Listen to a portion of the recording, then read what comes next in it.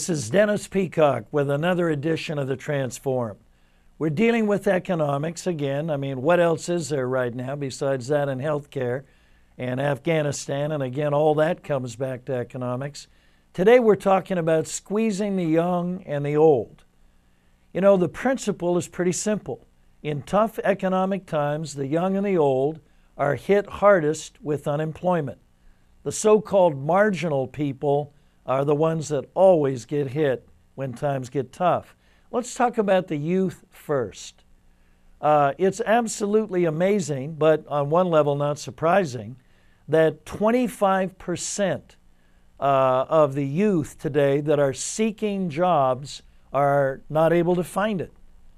In other words, that is the highest figure since 1948, and records were kept of young people looking for gainful employment.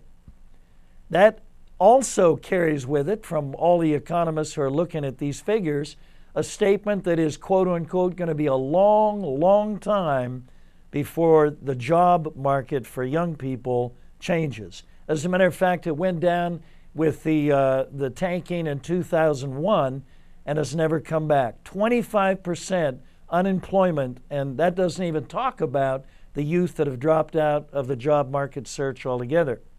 Now, what does that mean? Well, I expect crime to raise. I expect a lot more young people to move back in with their parents or try and move in some form where they can share expenses.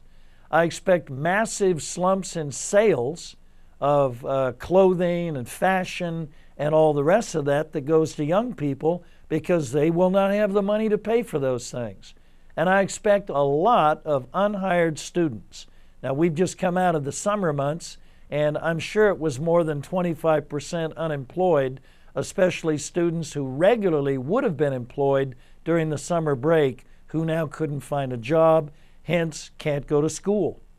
Now, here's another figure that tells us something really significant. 50%, according to latest economic surveys, of college graduates are going to jobs that don't even require a degree.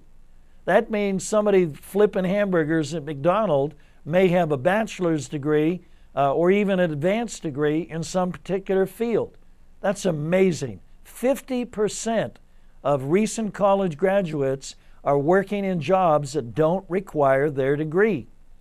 Now, on the other end of the scale, let's talk about what's happening with the older folks. The poverty rate for those 65 years and older is nearly standing at 10%. And there's a whole discussion about needing to update that poverty rate based on CPI, cost of living increases. If they really take into effect the raised costs of medical costs, property taxes, and the limitations of income based on Social Security, they're saying that that figure could be closer to 15, 16, 17% of those over 65 in the United States right now qualify for being in a degree of poverty.